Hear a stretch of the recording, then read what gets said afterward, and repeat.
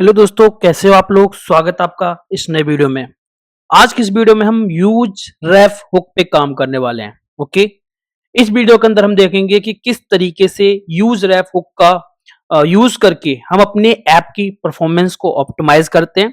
जैसे कि हमारा यहाँ पे जैसे हम यहाँ पे बात करें कि हम किस तरीके से यूज रेफ का यूज करके जो अननेसेसरी री-रेंडर्स होते हैं उनको रोक सकते हैं। किस तरीके से हम स्टेट की प्रीवियस वैल्यू को स्टोर कर सकते हैं। एक चीज और कर सकते हैं कि यूज रेफ की हेल्प से हम डोम के जो एलिमेंट्स होते हैं, ओके, उनको हम कैसे एक्सेस कर सकते हैं। जैसे मैं यहाँ पे एक एग्जांपल दे रहा हूँ, जैसे फोकस इनपुट आप देख रहे हो, तो फोकस इनपुट की हेल्प से हम क्या करते हैं, डोम के अंदर का एलिमेंट जो बेसिकली एक फंक्शन होता है फोकस वाला, उसको हम कॉल करते हैं रेफ की हेल्प से, जो कंपोनेंट के अंदर रेफ पास कराया। तो यहाँ पे देखो, जिस पे क्लिक कर रहे हैं तो हमारे यहाँ पे रैप बेसिकली यूज हो रहा है। यहाँ पे भी हमारा रैप हो रहा है टाइमर के लिए, और यहाँ पे भी हमारा देखो, जब हमारा करंट वैल्यू 1 है तो प्रीवियस 0 है। जब मैं इसको बढ़ा रहा हूं तो यहाँ देखो 1 हुई, ये 2 हुई, तो प्रीवियस वैल्यू को हम स्टोर कर रहे हैं विद हेल्प ऑफ रैप। तो ये सारी चीजें आप इस वीडियो में सीखने वाले हो डेफिनेटली, क्योंकि ये जो हुक है ये हमारे परफॉर्मेंस ऑप्टिमाइजेशन में बहुत ज्यादा काम आता है। तो वीडियो को पूरा देखना, दोस्तों के साथ शेयर कर देना। अगर आपने अभी तक चैनल को सब्सक्राइब नहीं किया है तो कर लो भाई, क्योंकि बहुत कुछ सीखने वाले हो आगे इस चैनल पे। ओके, तो स्टार्ट करते हैं।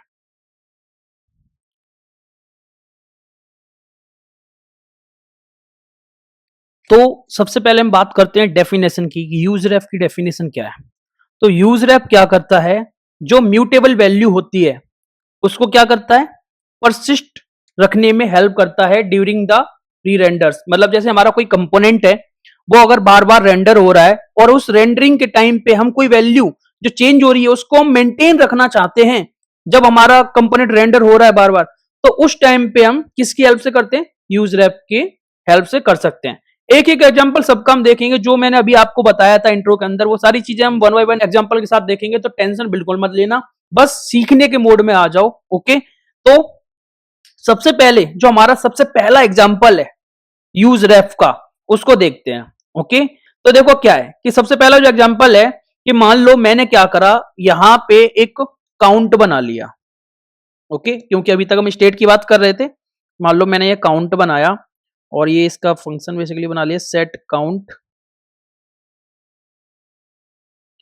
और इसमें मैंने क्या करा, यूज स्टेट इसके अंदर 0 डाल दिया। और यहां पे मैं क्या कर रहा हूं, इसको इस पे ऐड काउंट या इंक्रीज काउंट कर लो, इंक्रीज काउंट इसको सेव करा तो यहाँ इंक्रीज काउंट आ रहा है। और इसके ऊपर इंक्रीज काउंट के ऊपर मैं चाह रहा हूं जो मेरा काउंट है वो दिखाना। यहाँ मैंने क्या करा, काउंट वाला जो हमारा स्टेट है उसको हमने यहाँ यूज कर लिया काउंट। तो अभी आपको 0 दिखाई देगा, 0। और इस जो हमारा ये टेक्स्ट है, इस पे मैं ऑन प्रेस करने पे क्या करूंगा, काउंट को बढ़ाऊंगा, सेट काउंट। इसमें क्या हो जाएगा, काउंट प्लस 1, हर बार एक बढ़ेगा। ओके, देख रहा हूं। अब मुझे क्या करना है कि मान लो मुझे कोई ऐसी जरूरत है जिसमें ये जो काउंट बढ़ रहा है, ओके, ये जो काउंट बढ़ रहा है इसकी मुझे क्या करनी है, प्रीवियस वैल्यू जो है इसकी, उसको मुझे यूज करना है। मतलब इसकी जो, जैसे मान लो अभी काउंट 2 हो गया हो, अभी कितना है, 4 है, मुझे इससे पहले वाली वैल्यू यूज करनी थी। और जब अब आप बोलोगे कि प्रीवियस वाली यूज कर लो, कैसे करोगे, क्योंकि हर बार आपको स्टेट जब आप यूज करोगे तो उसमें तो आपको करंट वैल्यू मिलेगी, मुझे प्रीवियस करनी है। इसका मतलब क्या है कि मुझे एक अलग से कोई स्टेट लेनी पड़ेगी और इस स्टेट के अंदर मैं प्रीवियस वैल्यू सेव करूंगा चेंज करने से पहले। बट वो तरीका सही नहीं है, क्योंकि हम पहले प्रॉब्लम स्टेटमेंट देख रहे हैं तो पहले वो तरीका देख ही लेते हैं और समझते हैं कि क्या इशू है, क्यों हम यूज करेंगे, क्या बोलते हैं, रेफ को। तो यहां मैंने यूज इफेक्ट लिया और मैं क्या करूंगा कि हमने देखा था कि डिपेंडेंसी डाल दो। जैसे मेरा क्या हुआ, यहाँ डिपेंडेंसी के अंदर मैंने काउंट डाल दिया कि जब भी मेरा काउंट चेंज होगा मेरा यूज इफेक्ट चलेगा, और इसके अंदर मैं क्या करूंगा, यहाँ पे प्रीवियस वैल्यू सेव कर लूंगा चेंज करने से पहले। जो मैं काउंट है उसको चेंज करने से पहले प्रीवियस वैल्यू सेव कर लूंगा। कैसे करूंगा ये देखो। ओके, तो अब मैं क्या करूंगा, यहाँ पे previous count, previous count, okay, set previous count, और इसमें यूज स्टेट, और यूज स्टेट में मैंने क्या करा, यहाँ पे नल डाल लिया। ओके। अब जब भी मेरा काउंट चेंज होगा मैं क्या करूंगा, इसमें सेट प्रीवियस काउंट में काउंट को डाल लूंगा। ठीक है। और इतना करने के बाद अब आप देखोगे कि काउंट क्या करता है, जब काउंट चेंज होगा ये चेंज होगा, और ये भी क्या है, एक स्टेट है, तो ये फिर से क्या करेगा, ये भी फिर से री रेंडर करवाएगा। यहां पे मैं अगर यहां पे टेक्स्ट करूं, मैं टेक्स्ट लूं और इस टेक्स्ट में मैं यहां पे डाल दूं, और इसमें मैं थोड़ा सा टेक्स्ट डालता हूं, प्रीवियस काउंट। ओके।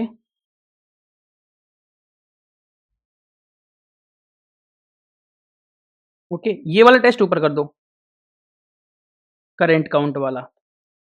इस तरीके से ही कर लो कॉपी, इसमें लिख दो करेंट काउंट। तो ये हो गया हमारा, यहां से उठाया हमने, यहाँ लिख दो करेंट काउंट और ये प्रीवियस वो लगा दो, और यहाँ पे हमने कौन सा वाला कर लिया, प्रीवियस काउंट। अब एक चीज देखना, मैंने सेव करा, इंक्रीज काउंट किया तो प्रीवियस काउंट बढ़ा, करंट काउंट भी बढ़ गया।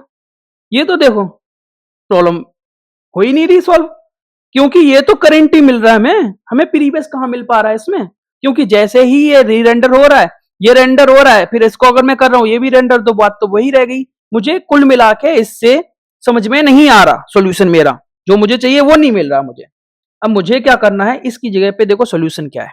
मैं यहां क्या करता कि मैं यहां पे कॉन्स्ट लेता, कॉन्स्ट और प्रीवियस रेफ कर लो, मान लो मैंने इसका नाम ले लिया प्रीवियस रेफ। ओके, जो क्या होगा, यूज रेफ हुक की हेल्प से, जिसके अंदर मैंने नल डाल दिया। ओके, या जीरो डाल दो, क्योंकि जीरो मान लो प्रीवियस जीरो होगा, ऐसे डाल दिया। अब मुझे क्या करना है, यहाँ पे काउंट जैसे चेंज होगा, मैं यहाँ पे दोबारा से स्टेट यूज नहीं करूंगा जिससे री रेंडर फिर से हो। मैं क्या करूंगा, प्रीवियस रेफ डॉट करेंट इक्वल्स यहाँ पे काउंट डाल दूंगा। अब इसको हम ट्राई करके देखते हैं, और सेव कर दिया भाई। ठीक है, यहाँ पे प्रीवियस रेफ डॉट करेंट, और इसको हटा दो, इसकी कोई जरूरत है नहीं अब। ठीक है, इसको देखते हैं, मैंने इंक्रीज काउंट किया, 1 हुआ, और यहाँ पे क्या है, 0 दिखा रहा है अभी। इसको चेंज किया 2, तो 1 आ रहा है ना यहाँ पे। अब यहाँ पे 3 है तो ये 2 आ रहा है, ये प्रीवियस वाला दिखा रहा है, एक कमी दिखा रहा है, क्योंकि जब ये चेंज होगा तब इसमें प्रीवियस वैल्यू मैंने यहाँ पे डाली है। वो क्या कर रहा था, जब मैंने दोनों स्टेट यूज करी थी, वो क्या कर रहा था, एक साथ दोनों चेंज हो जा रहे थे, उसमें कहीं प्रीवियस स्टेट हो ही नहीं पा रही थी, क्योंकि वो जैसे यहाँ करने जा रहा था वो फिर से री रेंडर हो जा रहा था। तो वो तो एक लूप बन गया कि जब ये अपडेट होगा तब वो अपडेट होगा, ये अपडेट होगा वो अपडेट होगा, और वो इस तरीके वो सेम टाइम पे हो रहा था, उसमें तो कुछ गैप ही नहीं आ रहा था। इसमें क्या है कि प्रीवियस वैल्यू मिल रही है कुल मिला के, तो हमें कुछ अगर ऐसा रिक्वायरमेंट है जिसमें हमें प्रीवियस वैल्यू चाहिए उस पर्टिकुलर स्टेट की, तो हम यूज कर सकते हैं क्या, रेफ। और इससे फायदा क्या होगा कि री रेंडर्स जो हो रहे हैं फालतू के, ये जो ह्यूज इफेक्ट है जो फालतू का बार बार चल रहा है चेंजेस होने पे, री रेंडर्स हो रहे हैं, उनको हम किससे रोकेंगे, एक स्टेट और दूसरा रेफ से। दोनों स्टेट लेके हमारा जो सॉल्यूशन है वो नहीं मिल रहा था। तो हमारा पहला प्रॉब्लम स्टेटमेंट क्या था कि दोनों स्टेट हम यूज कर रहे थे, इससे अननेसेसरी री रेंडर्स हो रहे थे, और वैल्यू को हम प्रीवियस वैल्यू को हम मेंटेन नहीं रख पा रहे थे, क्योंकि वो सेम टाइम पे ही चेंज हो जा रहा था, और इससे हमें सॉल्यूशन नहीं मिल रहा था। अब बात करते हैं दूसरा प्रॉब्लम स्टेटमेंट। मुझे क्या करना है, पहला हमारा समझ में आ गया, मैंने यहां पे एक टेक्स्ट बॉक्स बनाया, टेक्स्ट बॉक्स मतलब टेक्स्ट इनपुट, हमारा रिएक्ट नेटिव में तो टेक्स्ट इनपुट होता है। ओके, इसको थोड़ा सा स्टाइल दे लेते हैं, थोड़ा सा। ओके, विड्थ मान लो 90%, हाइट होगी हमारी 50, और बॉर्डर विथ एक, हमारा ये टेक्स्ट हो गया। ओके, ये टेक्स्ट इनपुट हो गया। मैं मार्जिन टॉप और ले रहा हूँ, मार्जिन टॉप 20। अब देखो मैं क्या चाहता हूं कि मान लो आपने एक एक मैं आपको छोटा सा एग्जांपल देता हूं, आपने कभी वो देखा है ओटीपी वाला, ओटीपी में देखा है आपने, जब एक आप एंटर करते हो तो जब एक डिजिट आपने एंटर किया तो वो अपने आप से उसका फोकस सेकंड वाले बॉक्स में चला जाता है, फिर थर्ड पे चला जाता है, फिर फोर्थ पे जाता है। वो कैसे जाता है, हम उनके फोकस जो फोकस हैं उनको मैन्युअली कर रहे होते हैं, मैन्युअली फोकस हम बता रहे होते हैं लॉजिकली लिख के कि भाई ये वाला जो अभी फोकस है इस बॉक्स के अंदर है, मुझे नेक्स्ट पे शिफ्ट करना है। वो किससे करते हैं? डोम एलिमेंट को, डोम के जो एलिमेंट है उनको एक्सेस करके। अब वो बेसिकली क्या है, ये हमारा सबसे सिंपल एग्जांपल होता है टेक्स्ट इनपुट को। अब देखो इसके लिए हम क्या करेंगे। ओके, अगर मैं बोलूं कि मैं क्या करता हूं कि जैसे ही हमारा, मैं इसको डायरेक्टली एक्सेस करने की कोशिश करूं, डायरेक्टली कैसे हो जाएगा? अगर मैं बोलूं यहाँ पे कि मैं डायरेक्टली क्लिक, जब तक मैं इसके अंदर क्लिक नहीं करूंगा तब तक तो नहीं होगा ना, जब तक मैं इसके अंदर क्लिक नहीं हूं तब तक तो नहीं होगा ना। तो मुझे क्या करना पड़ेगा? एक्सटर्नली करना पड़ेगा कि मैं कहीं पे भी स्क्रीन पे हूं, मैं चाहूं कि वहां पे उस बटन पे प्रेस करूं तो मेरा ये वाला जो फील्ड है, ये पर्टिकुलर फील्ड, इस फील्ड का फोकस आ जाए। ऐसे 10 फील्ड हैं, मैं कैसे डिफरेंशिएट करूंगा? रेफ के बेस पे करूंगा कि इस फील्ड का ये वाला रेफ है, मैं जब उस रेफ की हेल्प से फोकस कॉल करूंगा तो उसी वाले रेफ का जो फील्ड है बेसिकली उस पर फोकस होना चाहिए। ये चीज समझ में आ गई? तो मैं क्या करूंगा, यहां पे एक रेफ बनाऊंगा, कॉन्स्ट इनपुट रेफ, यूज रेफ। ओके, क्या ले लिया हमने? यूज रेफ ले लिया और इसको नल कर दिया। मैं क्या चाहता हूं कि इस, क्योंकि मैं बोल रहा हूं मैन्युअली करने का, तो मैं यहां पे मान लो एक बटन लगा दे रहा हूं। ओके, और इस बटन में टाइटल मैंने क्या दिया? Focus input, save, focus input. इस पे क्लिक करूंगा तो जो हमारा हमने रेफ ऊपर लिया है इनपुट रेफ, उसको यहाँ पे रेफ वाले प्रॉप के अंदर पास कर दोगे आप, इनपुट रेफ। अब जब यहाँ पे मैं क्लिक करूं ऑन प्रेस, तो ऑन प्रेस करने के बाद क्या करेंगे हम, यहाँ पे इनपुट रेफ जो है उसको हम इनपुट रेफ डॉट करेंट डॉट, इस तरीके से उसको सेव कर देंगे।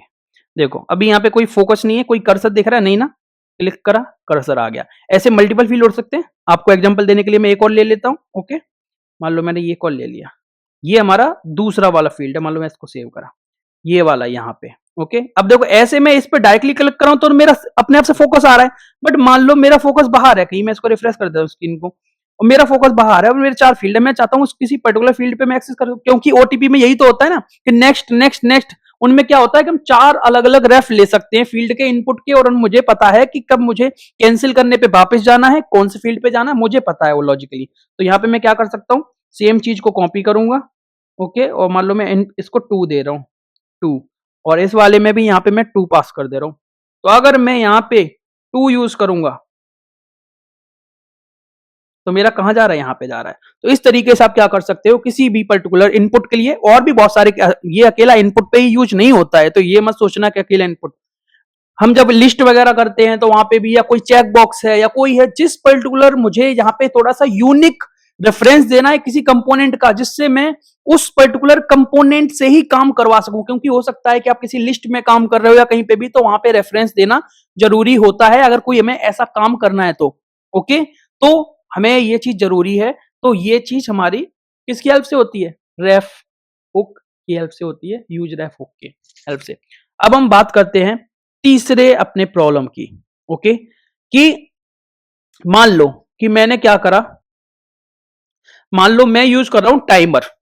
ओके, मैं अपनी स्क्रीन के अंदर टाइमर यूज कर रहा हूं, तो मैंने यहां पे क्या किया, एक चीज और है कि अगर कभी आपको अगर इसके साथ यूज रेफ आप यूज कर रहे हो, मतलब बेसिकली, और आपको अगर यूज इफेक्ट वगैरह यूज करना पड़ा, ऑटो फोकस या कुछ, तो उस केस में अगर स्टेट आपको बनानी पड़े तो वहां पे भी फिर आप रेफ से कन्वर्ट करना और रेफ की हेल्प से ही करना, क्योंकि परफॉर्मेंस के लिए, नहीं तो वो री रेंडर होता रहेगा। तो स्टेट क्या करता है हमेशा कि अगर आपको डेटा अपडेट कराना है, किसी यूआई में कुछ कराना है तो स्टेट से ही काम करती है, पर अननेसेसरी रेंडर्स भी होते हैं स्टेट की वजह से, उनको हमें अवॉइड करना है, तो उस केस में हमारे फिर हुक्स काम आते हैं, जैसे यूज रेफ हो गया, आगे हम पढ़ेंगे use memo, use call back, ये सब काम आते हैं अननेसेसरी रेंडर्स को बचाने के लिए। इससे हमारी जो ऐप की या कंपोनेंट की परफॉर्मेंस जो होती है वो ऑप्टिमाइज हो जाती है। तो आगे देखेंगे, टेंशन मत लो।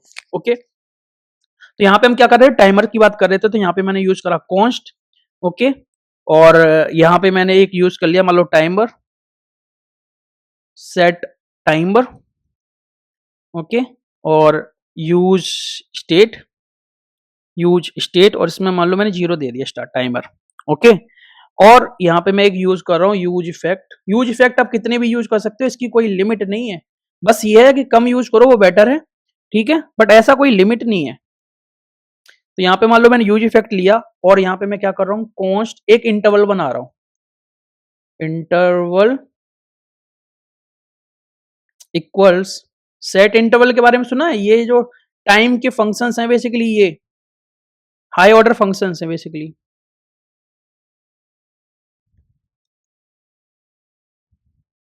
और यहाँ पे मान लो मैंने 1000 दे दिया, मतलब इसका क्या हुआ, 1 सेकेंड, ओके। सेट इंटरवल दे दिया, 1000 पास कर दिया, और यहाँ पे मैं टाइमर जो हमारा सेट टाइमर, उसको मैं क्या कर रहा हूं, इस तरीके से भी हम स्टेट को लिख सकते हैं, ओके, जिसमें हमें प्रीवियस वाली वैल्यू है बेसिकली, तो जो प्रीव है उसमें +1,